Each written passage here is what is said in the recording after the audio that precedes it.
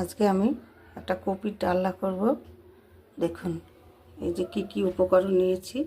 এখানে আলু কেটে নিয়েছি, আর নিয়েছি কাঁচা বাদাম, আর নিয়েছি মশলাতে একটু গোটা জিরে, আর আদা, গরম মশলা, আর মটরশুঁটি এখানে নিয়েছি আমি। এবার দেখুন আলুটা আমি ভেজে নেব। তেলটা গরম হতে দেবো।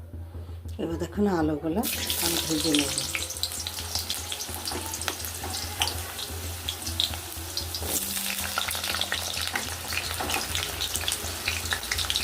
আলুগুলো ইচ্ছা করেই আমি খোসাগুলো কাটিনি, ফেলে নিই।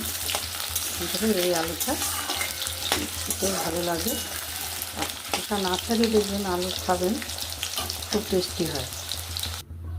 এবার বন্ধুরা দেখুন বাদাম কটা ভেজে নেব লাল লাল করে।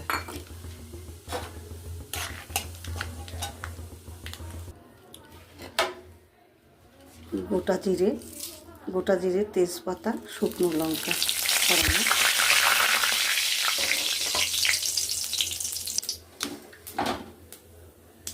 এবার দেখুন কপিগুলো আমি ঢেলে দেব। কপিটা সুন্দর করে আমি একটু এবার বন্ধুরা দেখুন হলুদ দিয়ে দিলাম। হলুদটা আমি এবার বন্ধুরা দেখুন আমি দিয়ে দেবো এবার স্বাদ মতো লবণ, কাঁচা লঙ্কা দিয়ে দেবো, মটরশুঁটি, এবার দেবো টমেটো, মটরশুঁটি, এবার আদা, জিরে, কাঁচা লঙ্কা,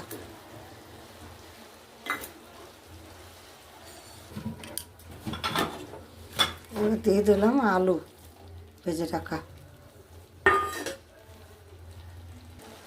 এখন ভেজে রাখা বাদামগুলো ঢেলে দিলাম, একটু নেড়ে চেড়ে এবার দিয়ে দিচ্ছি চিনি।